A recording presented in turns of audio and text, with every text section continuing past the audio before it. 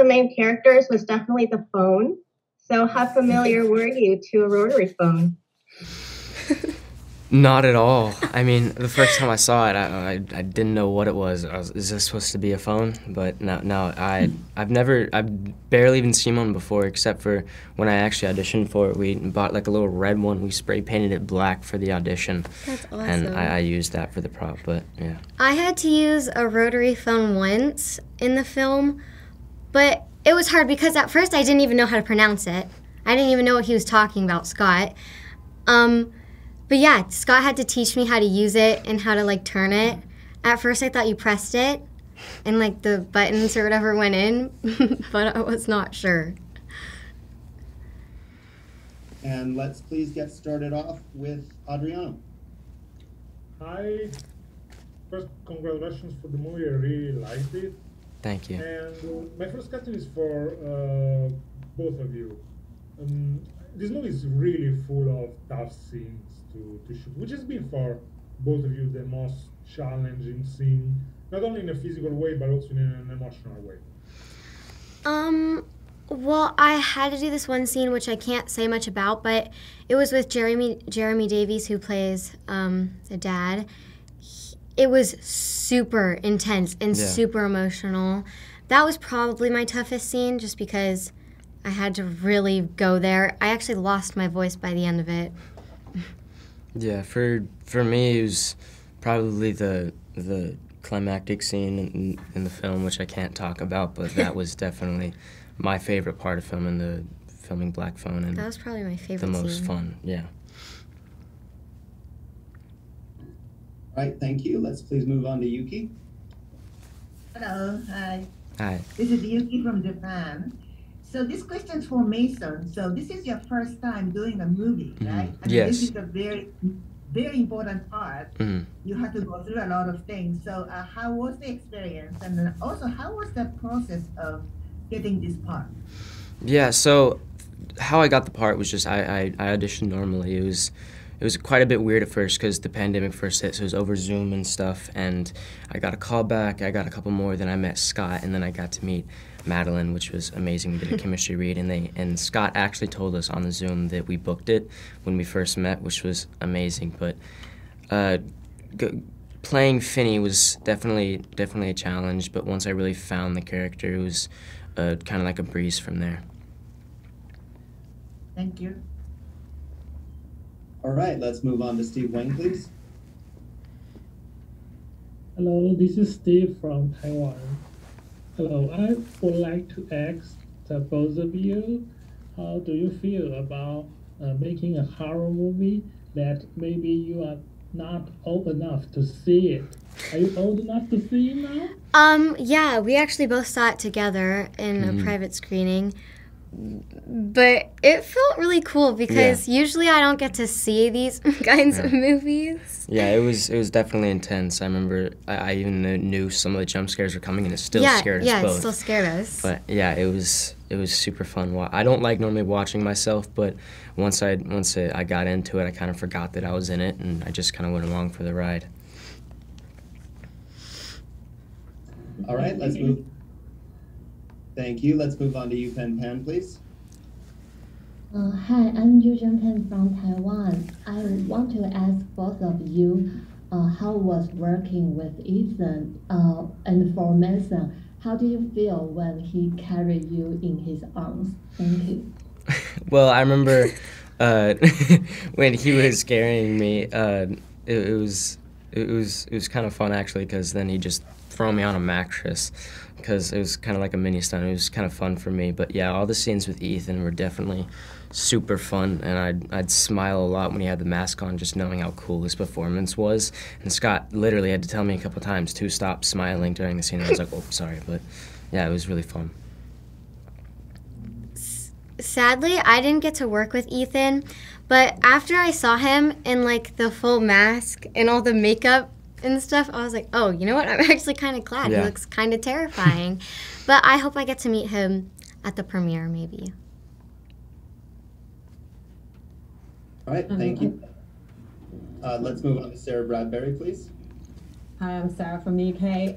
One of the things that really struck me about the film is how thoroughly and with the attention to detail the era is recreated. I wonder if for you guys, obviously you're so young, how you know, connected with that time. I mean, everything from the costumes, but the way people behave, the freedom that children had. It was a very, very different time to live through. So did you do research, and how did you kind of get into that mindset? Well, luckily my mom, she always helped me out, and my grandma always helped me out. She told me what was like accurate and stuff. And it's really weird because back then, like you said, kids had so much freedom. Like they could literally just ride their bikes and go anywhere. No like cell phones or anything. They just let them go anywhere, and this really shows how dangerous it could be, even how like something like this could happen, and it's really terrifying.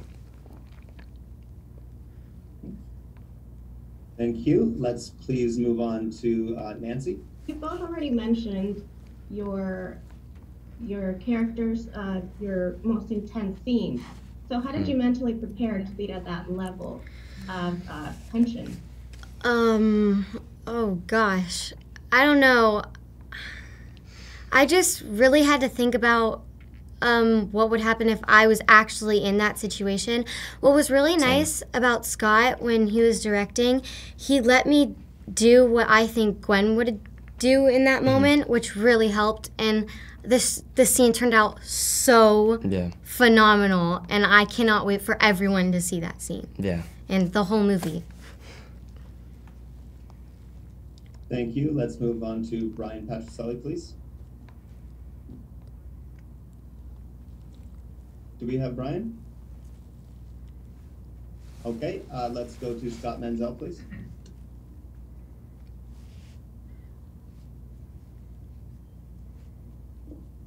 Scott Menzel, here or not here? Nope. Okay, let's go to Anthony Vega, please. Hi, Anthony Vega from Puerto Rico. Congrats on the film. Thank you. I want to ask you, both of you, what was the most memorable moment on the film? That's hard. For me, shooting the film. Oh, shooting the film? Yes, sorry.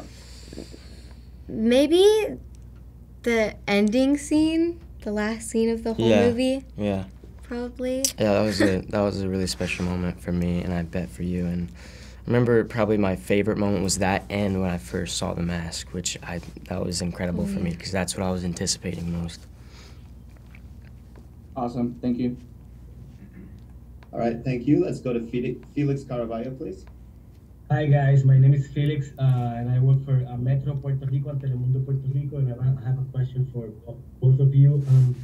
Considering that this is a horror film with very intense scenes, do you have any kind of process or exercise that you work on before leaving the set? Yeah. Once you finish shooting a strong or intense scene, since the scenes have to be worked on so many times. Do you want to go first? Yeah, I feel like Finney definitely had a lot of emotional scenes, and for me, after the emotional scenes, I just kind of start smiling and laughing. After like either like I get in like a upset mood or something for maybe a scene, I'm in a really good mood afterwards, which is really fun. Everybody just like saw me then in like a super intense scene, and I walk out just kind of like laughing and smiling. They're like, oh, okay. Yeah, with the process, it really helps when you can relate to them in a lot of ways, or just find how you can relate to them with. But yeah, when you feel it, that really helps a lot. It's kind of fun doing intense scenes because after, when you're finished, you can like look back and be like, oh my gosh, how did we pull that off? That's so cool. Yeah. Excellent. Thank you for that, guys. All right, thank you. Next up is Gil Pringle. Hi, I'm Jill, writing for Australia. Congratulations to both of you. Ethan Hawke is a father in his own real life, so I'm wondering, Mason, how did he help you relax so that you would always be aware that it was make-believe? Did you do some fun things off set? Yeah, so Ethan is probably one of the nicest and funniest people I've ever met, and he always talks to me, and like even like off of scenes and stuff. We'll have conversations, and even when he puts on the mask, remember the first scene that we filmed together, it was pretty intense, and it was like a little stunt. And I remember after they yelled cut, and he was like, "You all right, kid?" And I was like, "Yeah." He gave me like a little noogie on the head. Yeah, he's such an incredible person. He was awesome. Thank you. All right, thank you. Let's move on to Nick Libero, please. So Nick, okay, Dave Griffiths. Hi to you both. It's Dave from Australia, the Subculture. I was just wondering, this movie has a very central theme about bullying and standing up for yourself. Do you think that this might be the kind of film that is empowering for someone who is a victim of bullying, whether it be at school or at work? Yes, definitely. Because I know this, it's really great that people see this and it brings a lot of awareness to it, because my oldest brother, he would get bullied in school. I remember this one time, everyone was like taking his fruit snacks from him, and I went around my class and I asked everyone for their gummies, then I brought them all to him, and yeah, I remember that, and that's also a way that I can relate to Gwen. It's like her brother's getting bullied and everything. But yeah, I think it's really great that they bring a lot of awareness to bullying. Yeah, definitely, and the relationship that Finny and Gwen helps. have. Yeah, it's incredible. Thank you. All right, thank you. Let's move on to Jerrica Hahn. Jared, are you muted? I'm unmuted now. Madeleine and Mason, you have an incredible chemistry on screen. Like, you really buy into the dynamic of being siblings. How much time did you have to sort of bond with one another prior to shooting the film, and what kind of activities did you do together to build that bond? Yeah, I don't know. We hung out a lot. Yeah. We always went to dinner together. Yeah. We played football all the time. It was so nice because we got along so well, so it was super easy to work with each other. Yeah. And Mason did an incredible job, and it would be super nice if we got to work together in the future. Of course. Excellent. Thank you very much. Thank you. Let's move on to Caio Sandin, please. Hello, it's Caio from Jovem Pan Brazil. So Scott tells a lot about this weeping scene with you, Madeleine, and there's a lot of scenes outside of the room that are very tense and very bloody and very violent. How do you feel like this? The movie is about a room where the violence happens, but outside the violence is happening as well. How do you can relate this to today and feel in the movie? How were you comfortable outside of the room as well?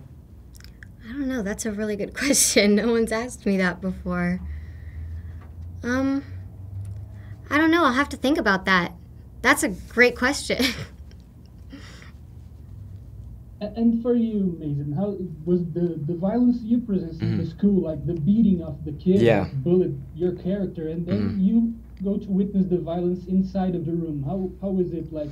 Is it different kind of a violence because it's more psychic in the room, and outside it's pretty much punching out everyone? Yeah, I feel like the stuff that both of them go through, Finny and Gwen, is so sad, and especially the bullying, and when he finally gets abducted, I feel like he's always tried to, keep his calm, think about everything before he does it, really see where he is and look at the situation he's in.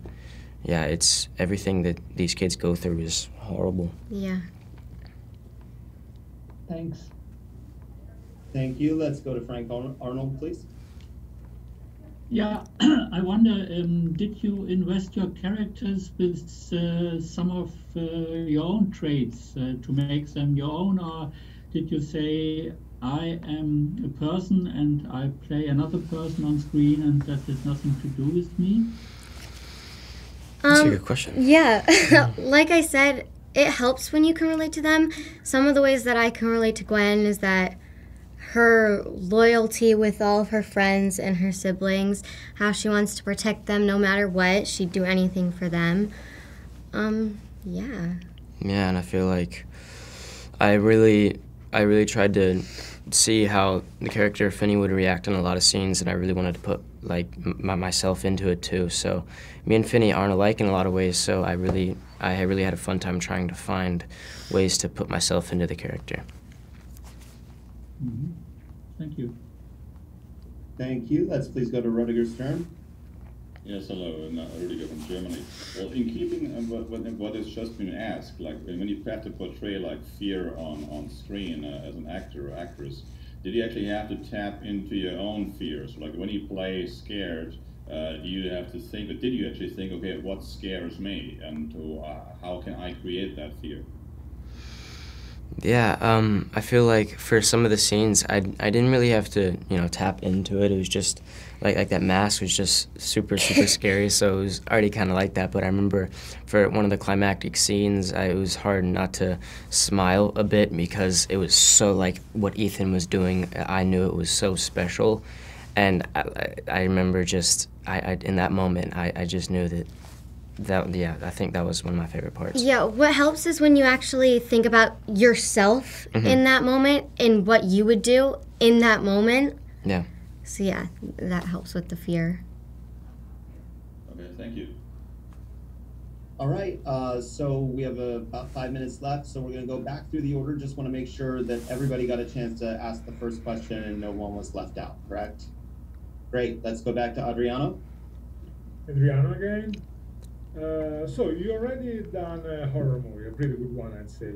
Is there any other genre you would like to explore in your next movies? Which one are your favorite? I don't know. I like comedy a lot. I think doing a comedy would be really fun, or more action because I love getting to do stunts. So, an action thriller would be really cool. Yeah, same. I just got a cool comedy film, which I'm really excited about. I love comedy, so I finally get to do this, which will be really fun. Thank you. Let's go to Yuki, please. So, do you watch scary movies? Do you like scary movies? Or what kind of movies do you usually watch? Well, I'm not usually allowed to watch scary movies, sadly, but I do watch whatever scary clips or trailers of movies that I want to see in the future. Yeah. Like maybe when I'm 16 or something that I want to watch. Yeah, luckily my mom let me watch horror movies from a young age, so I've always loved them. I always wondered how it would be filming one, and finally for my first film, getting to do this with Scott and Ethan, so incredible, and you, of course, it was fantastic. Thank you. Thank you. Let's go to Steve Wayne, please. Hi. This movie, the background of the movie is about 1978. Do you have any idea about 1978 before you take this movie? And after you're done with the platform, do you like the year or not? Yes, I love it because I love what everyone wears, and I love that everyone just rides on their bikes and the hair and the music. Mm-hmm. Yeah, I love that era. I did a show where I was in the 70s also, and it was just, I love like you said, the clothes they wear. Yeah, that's definitely, yeah. That's why I kept some of the clothes, because I loved them. All right, thank you. Let's go to Sarah Bradbury.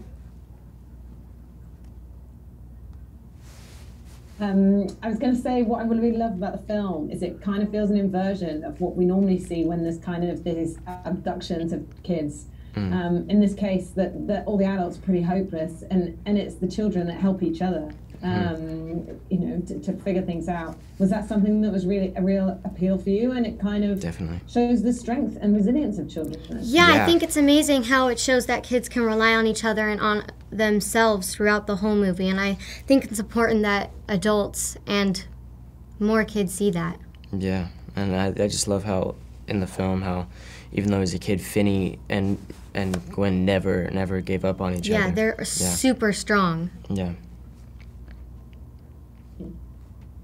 All right, for our last question, let's go to Nancy Tapia, please. Thank you. So one of the main characters was definitely the phone. So how familiar were you to a rotary phone?